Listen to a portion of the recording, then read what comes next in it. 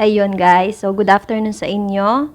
Ayan, so 'di ba as promised, sabi ko sa inyo ay i-upload ko yung keto correction for your quiz 1 and prelim exam. So yung quiz 1, ganito yung naging reference ko for grading or basis ko. Of course, ito mga identification lang naman. So tama naman kayo lahat, wala naman nagkamali siguro kasi nasa mismong reviewer na 'yan.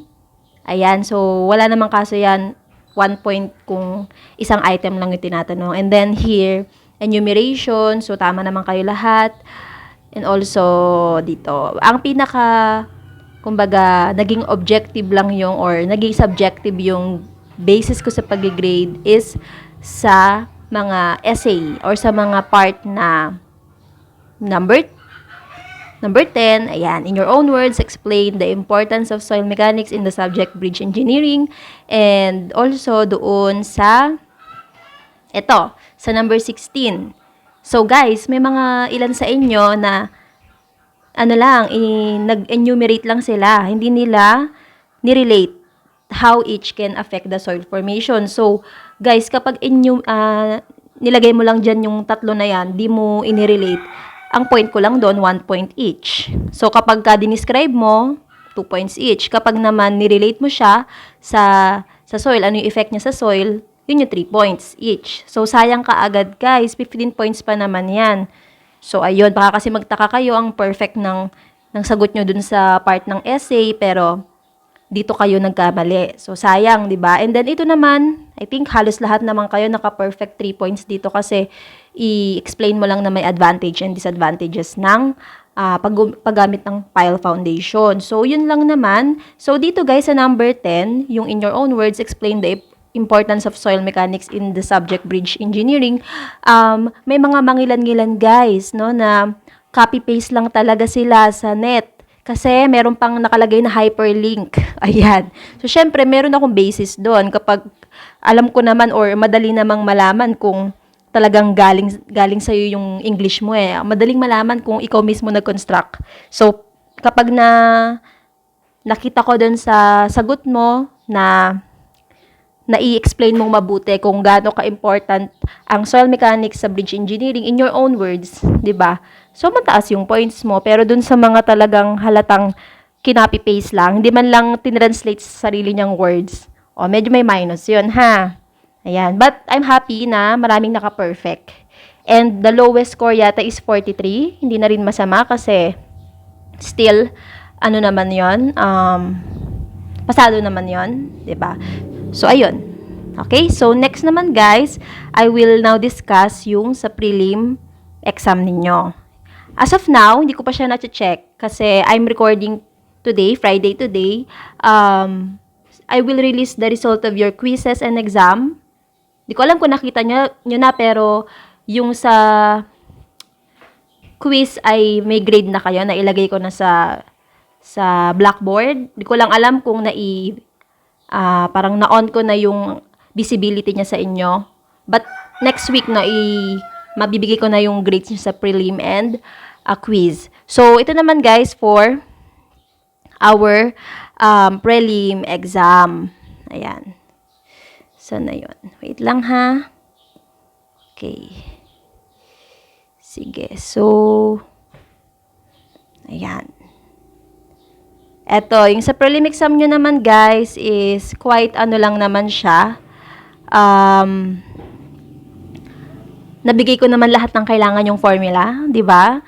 Siguro yung mga talagang mahilig mag-Facebook na kinabang ng husto doon kasi kita niya na kaagad or malalaman niya agad na nag-announce ako. May I knows kung may kayong mga active sa FB that time, in-inform nyo din ba yung mga classmates nyo na may formula akong pinost? So, sana na-inform nyo din sila, pero hindi nyo obligation kasi dapat talaga ma-build natin yung habit na nag-i-engage tayo sa ating mga social media platform. Kasi online class tayo. And guys, ulitin ko lang, almost lahat naman ng pinopost ko sa BBL ninyo is nire-remind ko kayo through FB group.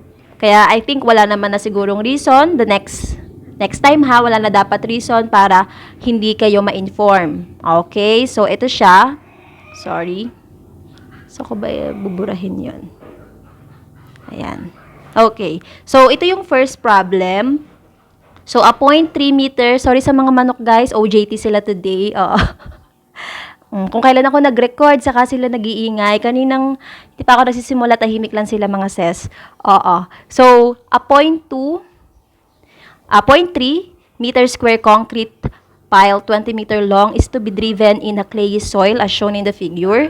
So, the unconfined compression strength of clay is 110 kilopascal. The unit weight of clay soil is 18 kilonewton per cubic meter. So, what is the end bearing capacity of the pile? If the bearing capacity factor is 9. Then, what is the skin friction? What is the design capacity? So, let's answer it, guys. And I think may space naman tayo here sa gilid. Okay. So, first, what is the end bearing capacity? Okay. So, ano ba ang end bearing capacity? Di ba ang formula niya na nilagay ko doon, guys, sa FB group nyo is, ano formula? NC times area ng pile. Tama ba? Tama. Okay. So, ayun. So, for number 1, dito na lang tayo. Medyo ano siya? Medyo siya ay... Wait lang. Kapalan natin. Medyo manipis. Ba't ang nipis ng kanyang... Ay. Sorry naman. Medyo baguhan ako dito sa paggamit nito. Okay. Wait. Saan ba natin pwedeng ilaki yan? Ay, maliit talaga yung sulat niya. Sana okay lang sa inyo yung... Wait, ha? Hanap tayo ng malaking... Ayun. Ayan. Ayan. Okay, so gawin natin blue. Kasi sabi nila, psychologically, pag blue daw ang gamit mong pen, mas nare-retain sa'yo yung sinusulat mo. Trivia lang. Mema lang ako, guys. Oo. So, number 1 is what is the end bearing capacity. So, sabi natin, for the end bearing capacity, we use the symbol Q sub B, na? End bearing.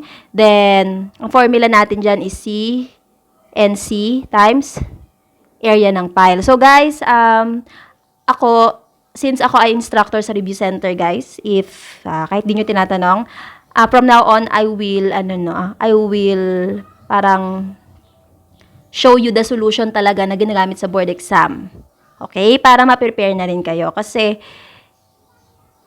maraming formula na tinuturo sa academe na pagdating sa board exam, hindi naman talaga yun yung ginagamit. So, of course, I will show you still the conventional solution, but for this problem, ituturo ko na sa inyo yung talagang ginagamit sa board exam. So, CNCA lang yon. Ang gagawin mo lang is, cohesion, then the bearing capacity factor, and then area ng pile. Tama. So, sabi natin, guys, kapag hindi given yung cohesion, di ba? Cohesion is simply, nasa reviewer nyo to, guys, yung in-upload kong PowerPoint. Cohesion is simply QU over 2. So, equal siya sa unconfined compression strength, tama, over 2. Kaya kung meron kang given na 110, higa ko lang tong tablet. Okay? So, kung meron kang 110, oops, nangyari. Ayan. So, kung meron tayo ditong 110,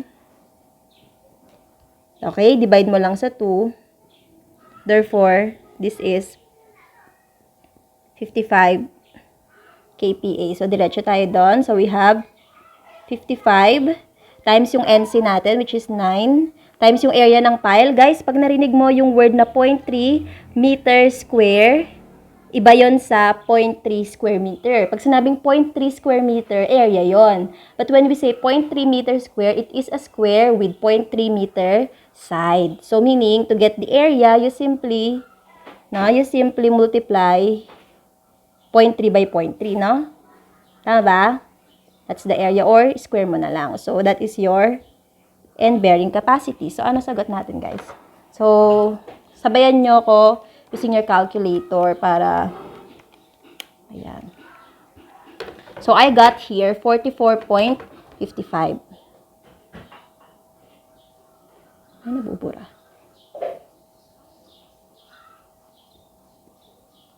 Bakit siya nabubura? Nanggigigil ako. 44. Bakit siya nabubura? 44. Ay, hindi ko alam bakit nabubura. 44.55. And since guys, I told you, I will accept the final answer. Dapat siya ay rounded to the nearest whole number. So, the answer is 45 kilonewton. Pero, sabi ko nga sa inyo guys, if ever nakakailanganin yung sagot na to for the next item, of course, use the actual value. Ha? Kasi lalayo yung sagot mo eh. Clear? Okay, so next na tayo guys. So we have, ayan. Yan. So saan tayo? Next item. So siguro maglagay tayo ng space dito. Ayan, space. Okay. Sorry. Space sa number 2. So for number 2 guys, ayan.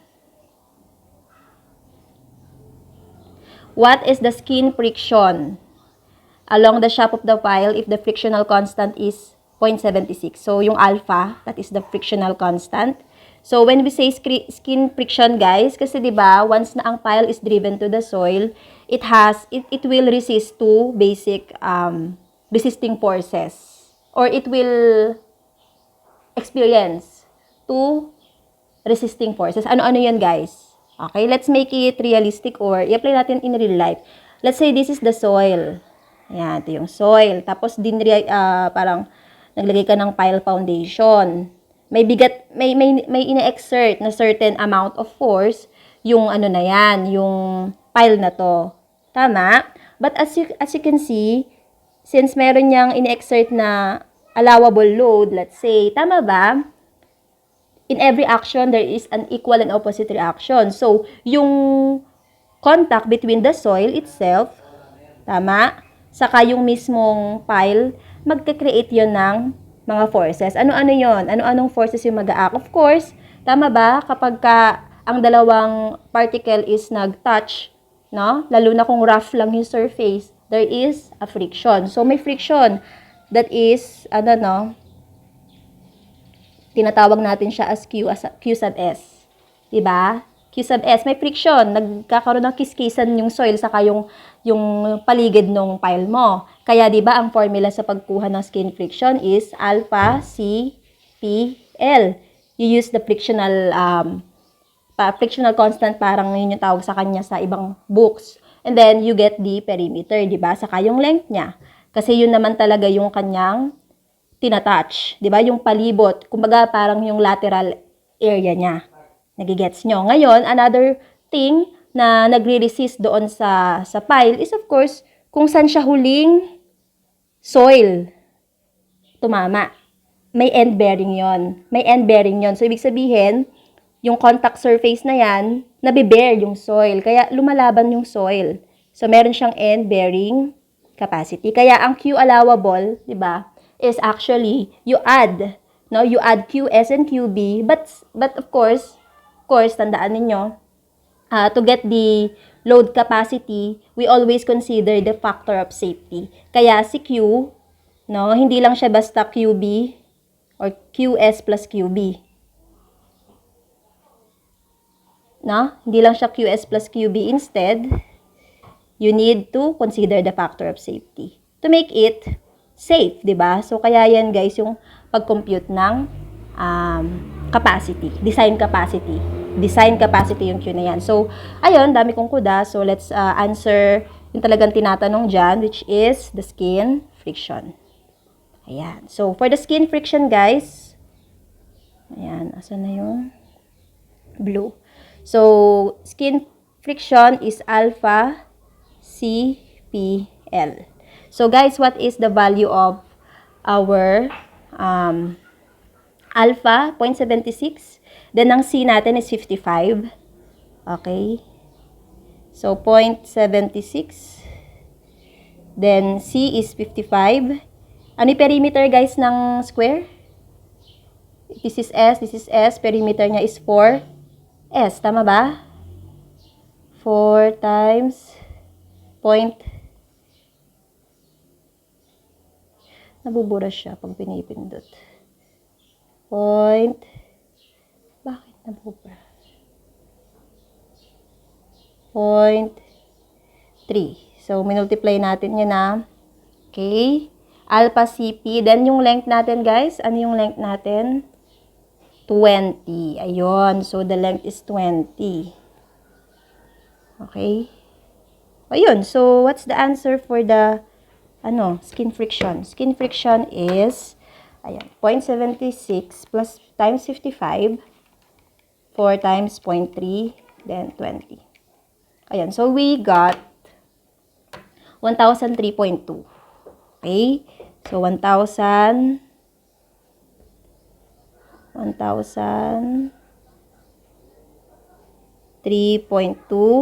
kilonewton, or round off to the nearest whole number. So, we got 1,003 kilonewton.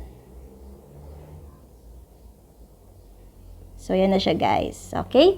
Next, to solve for the final question here. So, what is the design capacity of the pile if the factor of safety is 2?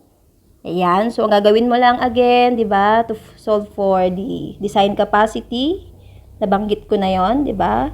For the design capacity, you simply add QB and QS, then divide it by the factor of safety. So, ayun. So, QB, ano yung QB natin, guys? QB is 44.55. Yan, 44. Bakit gumuguhit siya? Okay. So, that is 44.55. Wait lang, ha? Okay. Is 44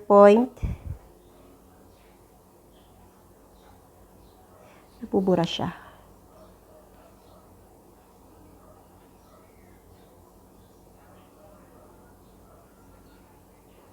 Ay.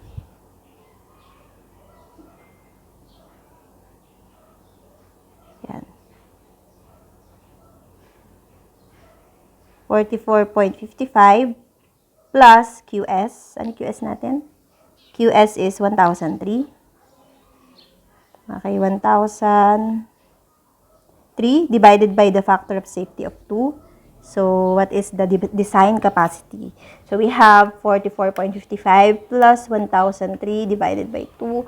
So, the answer is 523.775.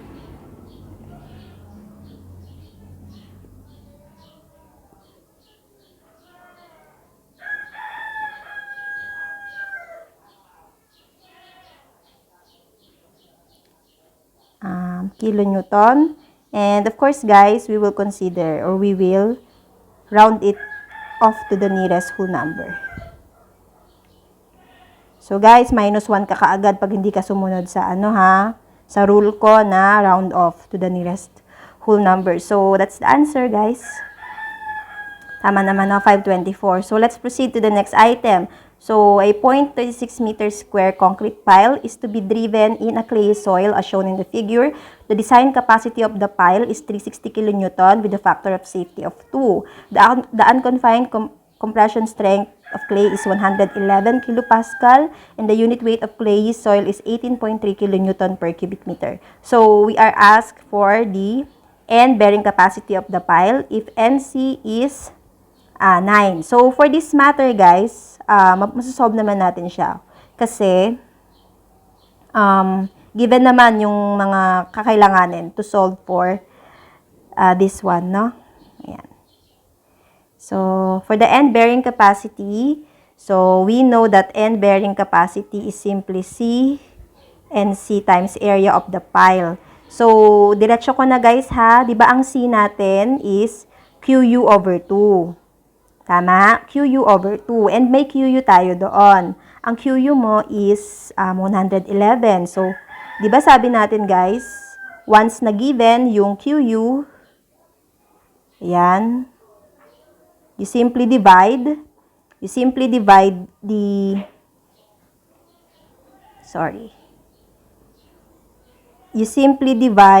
it by 2, yun na yung cohesion.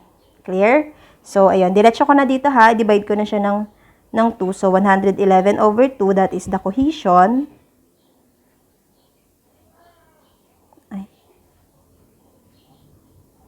Okay, and then, NC is also 9.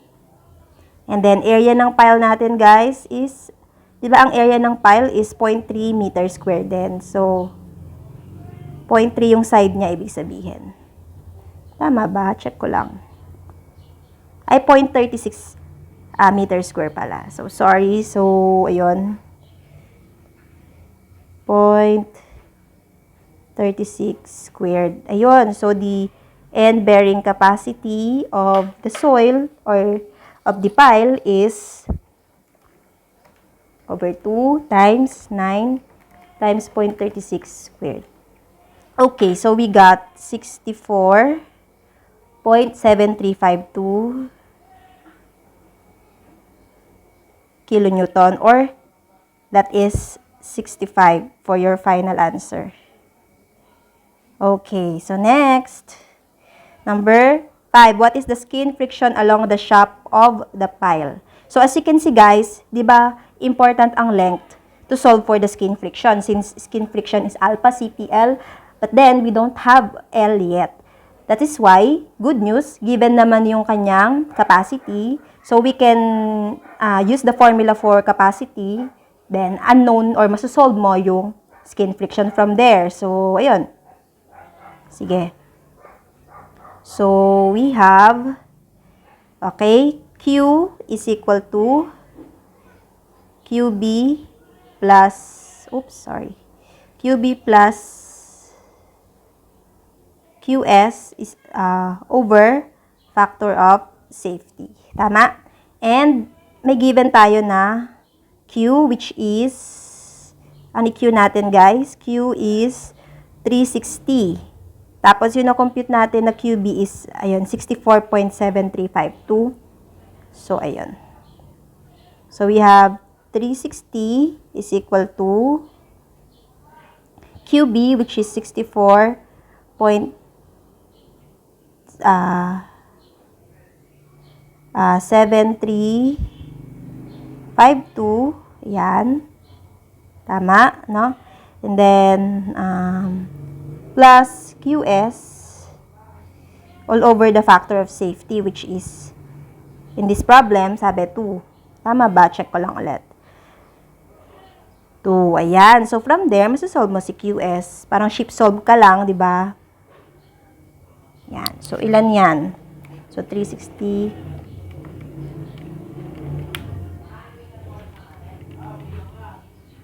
So, we got 655.2648.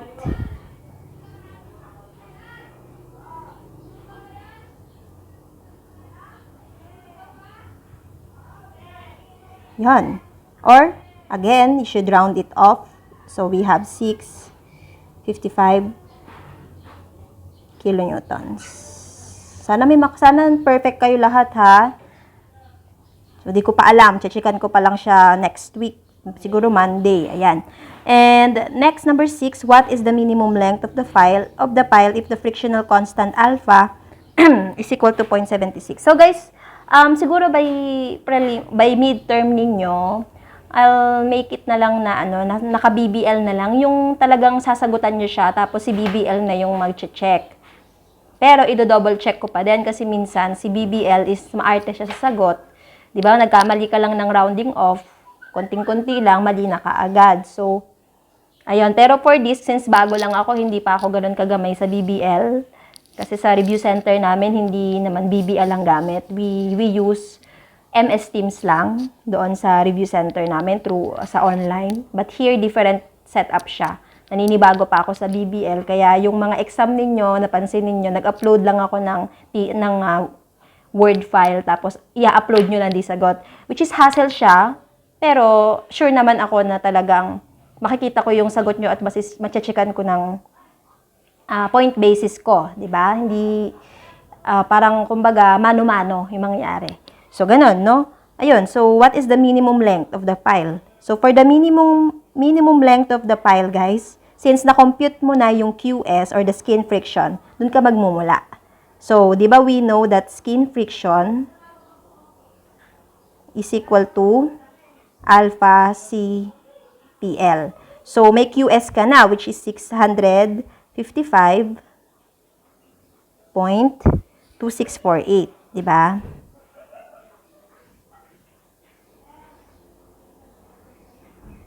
Ayan. Then, equal to alpha is 0.76. Then, C is 111/2. Then, perimeter is 4 times ng side, which is 0.36. Tama? Alpha CP. Then, you get L. So, guys, what is the length?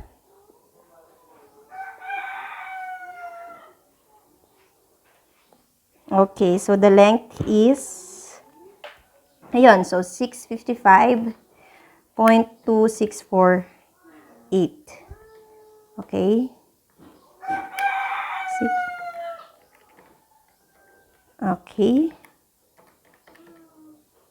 Ayan. So, the length is 10.7882.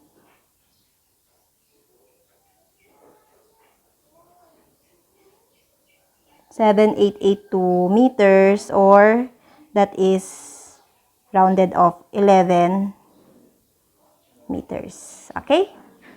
Okay, sige. So, last item, we have here the, ano ba to? Ano to pile group na to, guys Yan. Sige. Okay.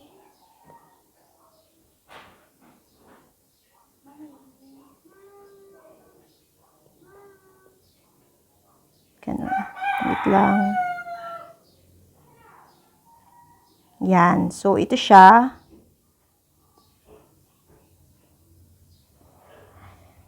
Basahin ko lang, saglit. The pile group shown in the figure consists of 9 piles, each 0.3 meter in diameter, arranged in a 3 by 3 matrix at a spacing of 0.75 meter. So, the piles are driven into clay having an unconfined compression strength of 150 kilopascal, NC is equal to 9, and alpha is 1.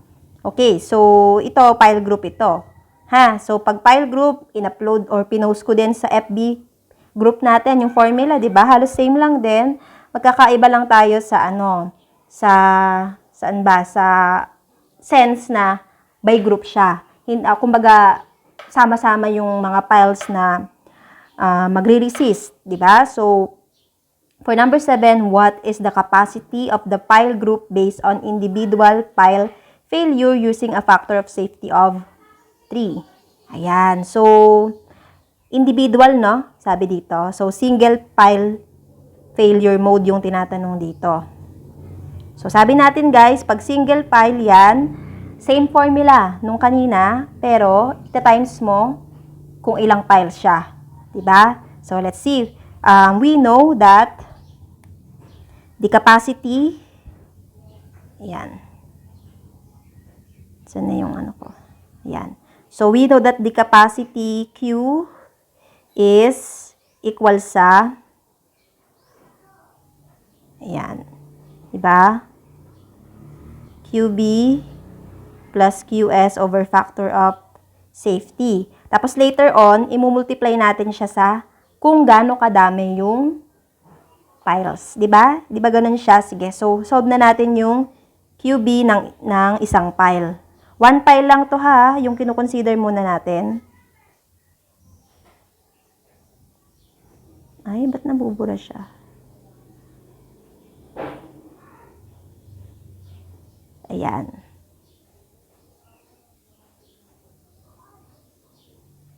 Okay, so for 1 pile, guys, QB is CNC area. So, ang C natin, ayan, kalimutan ko na may value, 9. Yan. 9. Tapos yung ating, unahin natin yung cohesion. So, sabi natin, cohesion is half ng QU. Ano ba yung QU mo? Ang QU mo is 150. Diba? So, ayun. So, we have 150 over 2. That is your cohesion. Then, NC is 9. Then, area ng isang pile. Ano ba yung pile natin? Diba circular siya? Circular. Okay, so ang diameter is 0.3. So, ang area nun is pi over 4. Then, diameter squared. So, C and C times area. So, yan na yung QB mo. Sige. No need ka pang mag-round off muna dito ha, kasi final answer lang naman yung i-round off natin. So, pi over 4.3.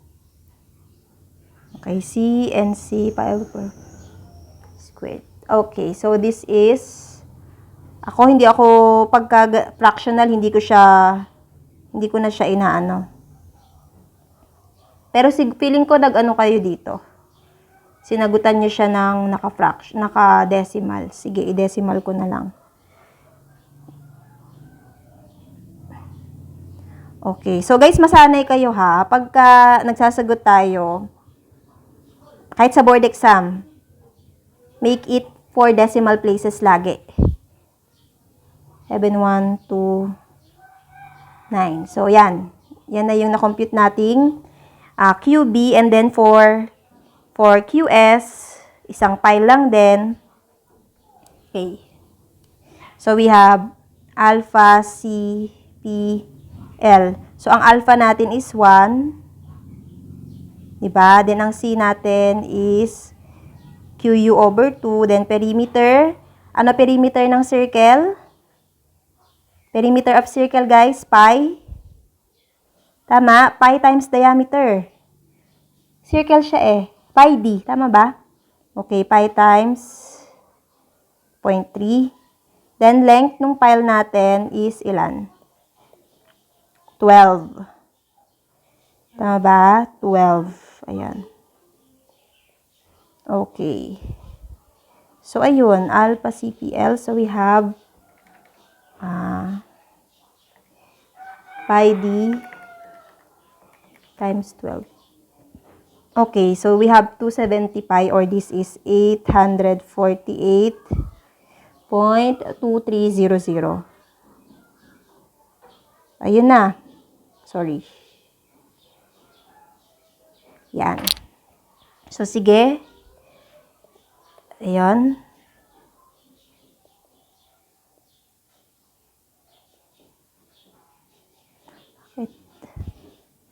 Wait lang ha. Yan. Okay. So, solve na natin yung capacity niya of the pile group based on individual pile failure mode. So, kukunin mo na yung Q. So, sabi natin, Q is equal to QB plus QS over the factor of safety. So, ang QB mo is 47. Okay, 47.7129. Then, ang QS mo is 848.2300.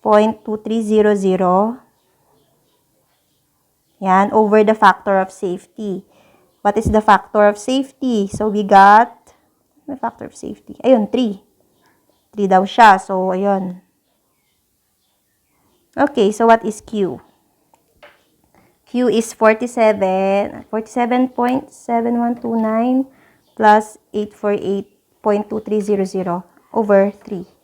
So, we got 298.6476. 76 kilonewtons. Tama? But, we are looking for the, pile group mismo. So, ita-times mo pa yan, guys, sa ilan? Times mo pa yan sa 9. Kasi 9 yung ating, 9 yung ating, tawag dito, pile. So, we have for Q, single pile failure mode. Yung symbol natin dyan. So, Q times number of piles lang yon. So, we have 200.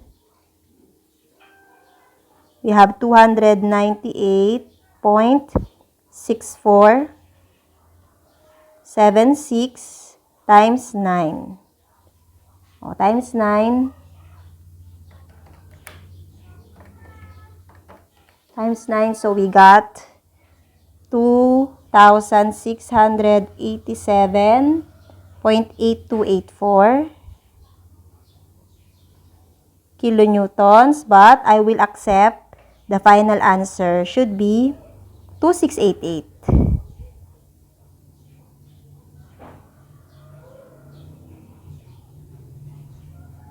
Okay. Oops.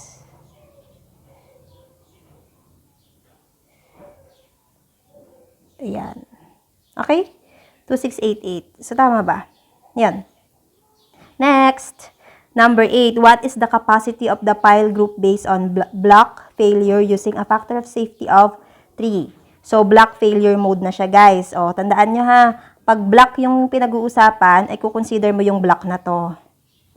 Ito. Ito. Para siyang square, di ba?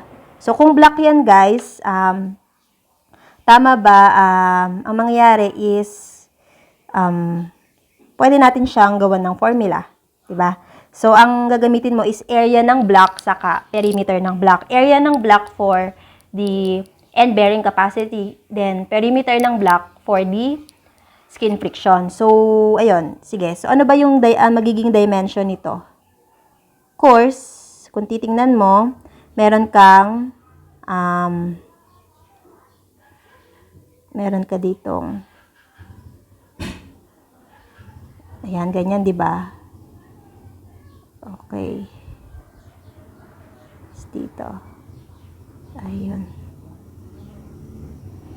Ayan. Okay? So, bali, ang mangyari dito, guys, is, meron kang,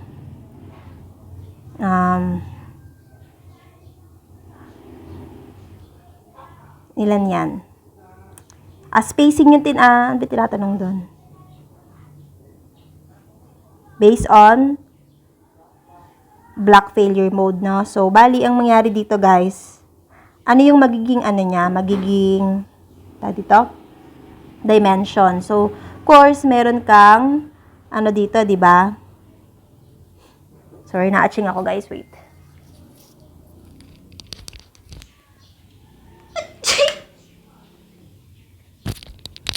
Okay.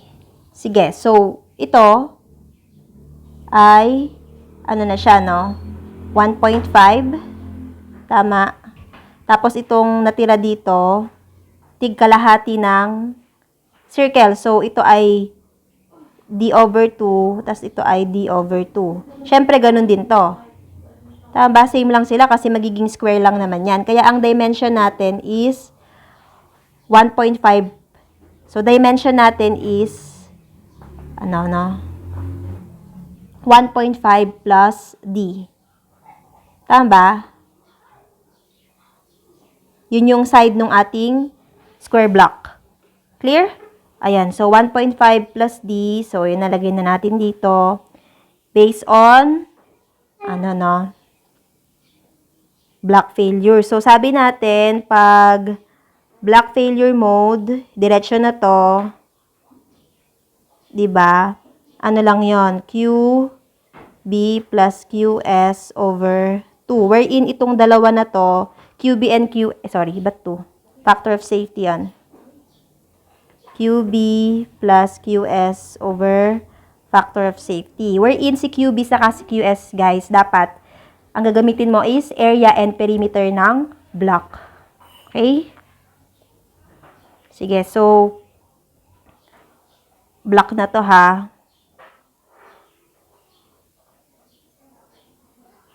Okay, so for the QB, ano formula doon?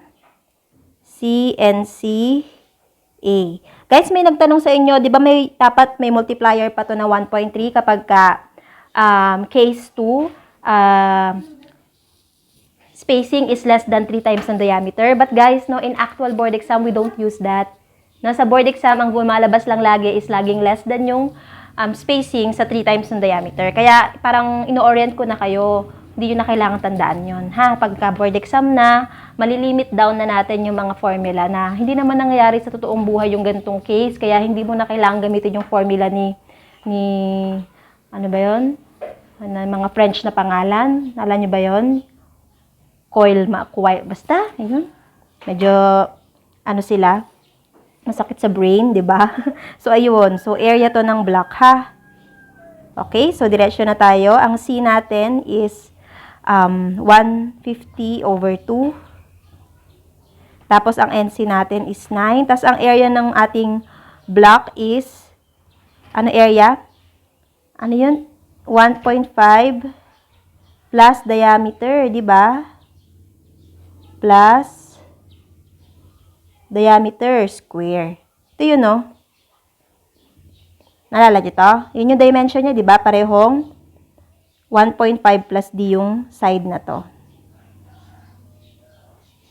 Okay? Sige. So, balik tayo dito. Yan. Then, we get QB. What is QB? So, 150 over 2, 9, and then 1.5 plus 0.3 squared. So, we have 2,187. Whole number yung na-compute natin. Ayun. Okay. Next, for QS. Yan. So, QS naman, guys, is alpha C P ng block. Perimeter ng block times L. Ayan. So, alpha is 1. Teka lang. Alpha is 1, then C is 150 over 2. Then, perimeter ng block, di ba sabi natin, ang perimeter ng block natin, dahil square block siya, ang perimeter niya is 4 times ng side, di ba? So, ayun. So, we got 4 times ng 1.5 plus diameter. Diba? Okay. Then, ano yung length natin? Length is 12. So, what is QB? QB is alpha C P, alpha C P L. 6,480. Ayun. Okay. So, ano na yung capacity natin? So, the capacity is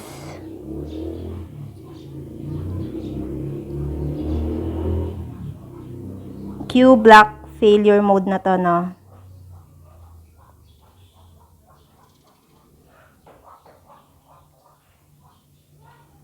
Is equal to QB plus QS. Anong QB natin? Ay, nangyari dito. Ba't naging...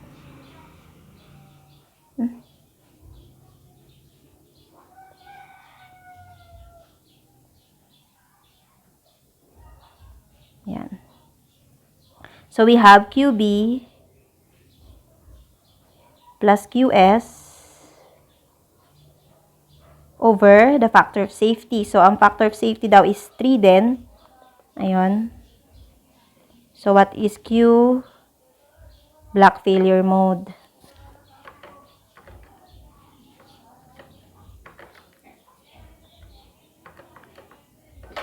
Okay, so we got 2,889 kilonewton. So, pag whole number na, yan na yun. Okay. Tama ba? 2,889. Ayan. So, next guys. Kala baka nag-end na yung recording ko. Ayan. May pala nag-end na yung recording ko, no? Ayun. So, next. What is the minimum center-to-center spacing of the piles to achieve 100% efficiency? So, guys, ito, no? Wala ito sa PowerPoint nyo, kaya in-include ko yung formula. Efficiency when it comes to group file is computed by dividing the capacity based on block failure mode by the capacity based on single file failure mode. So, sundan mo lang yan. So, the efficiency is 100%. Okay, so that is in decimal, that is 1. Tama ba? Ayan. Then, equal to Q block failure mode over Q ng single file failure mode. Now, if you can remember, no? Basahin ko yung sinabi ko sa post ko, sa group ninyo. Hindi ko alam kung naging attentive kayo sa statement ko na yon. Sabi ko sa inyong FB group, wait, search ko lang. CE133. 'Di ba ang announcement ko kahapon is ay ang hina ng net. Wait. Ay. Ba't ganon? Ayaw mag-load. Ay.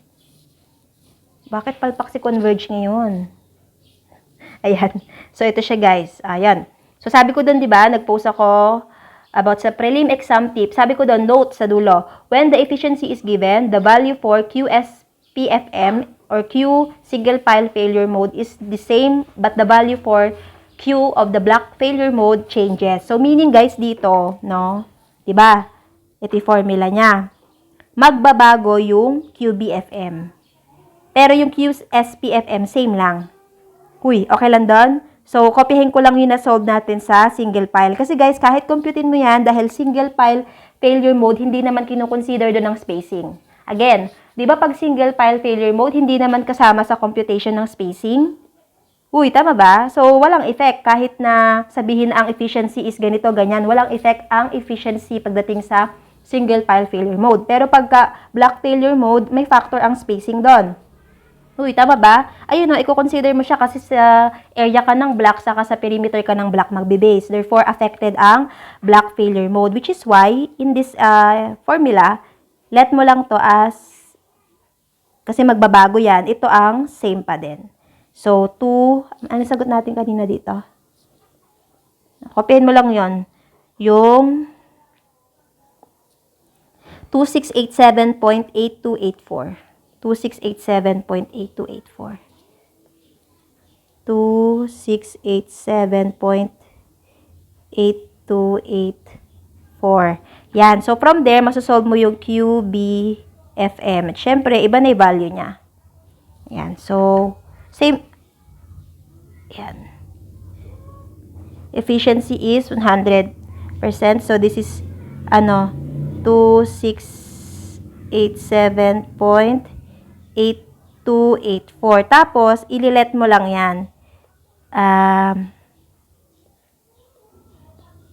Ayan.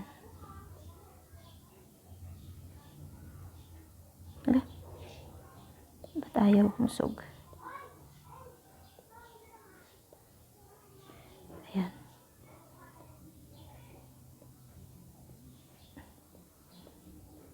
Ayan. Wait. Okay.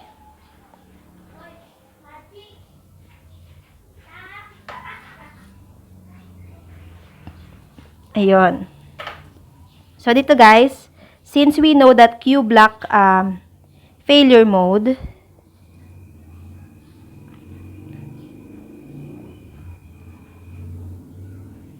ayan.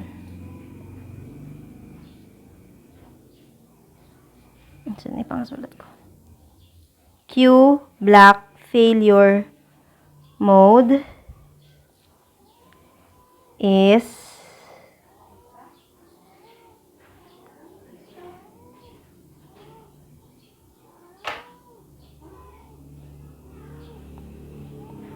QB plus QS over factor of safety, di ba?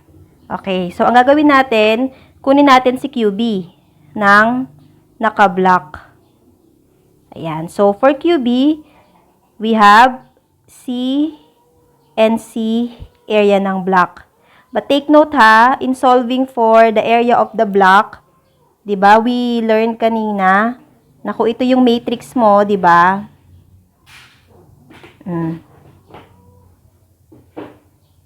Ayan. Basta nakadikit yan ha. Ayan. hindi natin alam yung spacing kasi yun yung tinatanong eh. Spacing. So, S lang yan, S. Tapos ito, parehong yan, diameter over 2. Eh, yung diameter naman eh, same pa rin naman, di ba? Kaya yung side niya is 2S plus D. Ito din, 2S plus D na. Nasusundan ba? 2S plus D. So that, to solve for D, ayan. To solve for our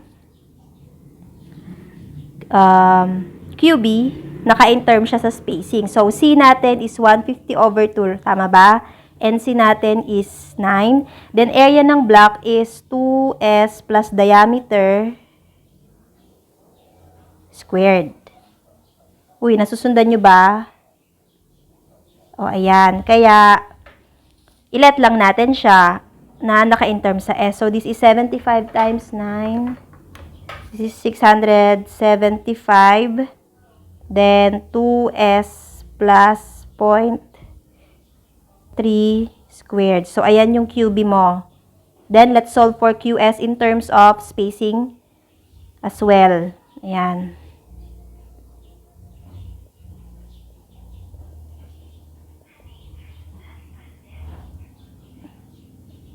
Ayan. Sige. So, for QS, guys, ano QS natin? Alpha, C, perimeter ng block, L. Okay? So we have alpha. Ano yung alpha natin? 1. Ang C natin is QU over 2. Then, perimeter ng block, balik tayo dito, 4 times ng 2S plus diameter. 4 times of 2S plus diameter times length. So, yung QS natin is also in terms of S. So, we have here, ilan yan? 48 times. So, we have 3,000. Wait. 3,600 excuse me, times 2S plus the diameter. O, ayun na. Then, i-input mo lang tong value na to sa working equation mo. Ano ba yung working equation mo? Ito. This is your working equation. Tama ba? Ito. Okay. So, ayan. So, ano na compute natin Q ng block failure mode? 2687.8284. Sige, lagyan natin dito. 2687.8284 is equal to, medyo mahaba ito. So, for QB natin kanina, 675 2S plus 0.3. Ano ba? 675 2S plus 0.3 squared.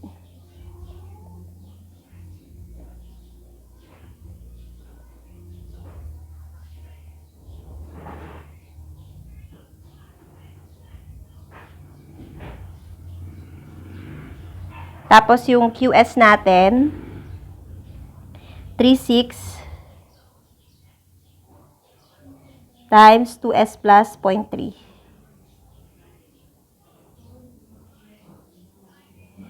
All over the factor of safety.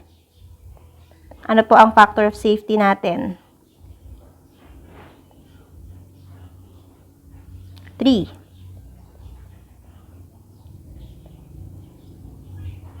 3 pa rin gagamitin natin, no? Yun naman kasi yung given kanina pa. Tama ba?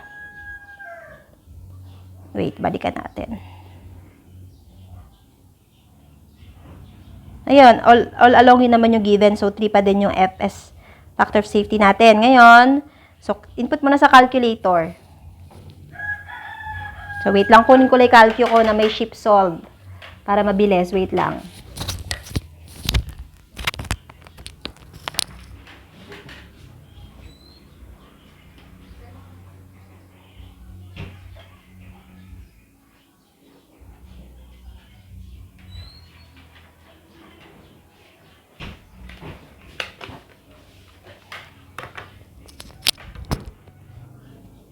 Ayan guys. Sige, so paki-input sa Calcu.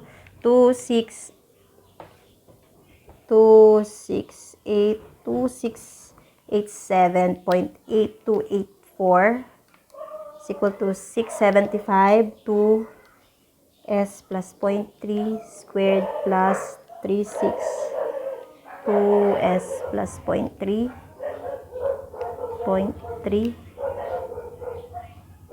okay, over 3.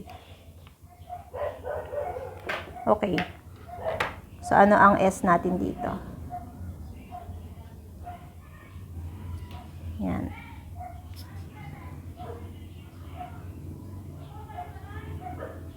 Okay.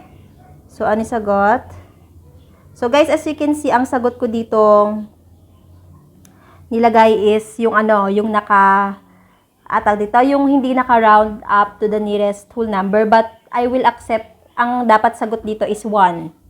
Kasi ang 0.6994, pag ni-round up mo is 1. Pero guys, of course, sa board exam, hindi naman nangyayari yon na ang choices mo naka-round off to the nearest whole number. Ginawa ko lang siya kasi ang una kong plano is naka-BBL sana yung prelim exam nyo. Kasi sa BBL, case sensitive siya. So, kapag nag-input ako doon, let's say, ng final answer ko is 0.6994, tapos ang sagot nyo, 0.69939, 0.69938, ganon, which is numerically, ang sense niya is tama naman na, kumbaga, inexact mo lang yung sagot mo, pero si BBL, ang tatanggapin niya is yung nakafix na in-input kong numerical answer.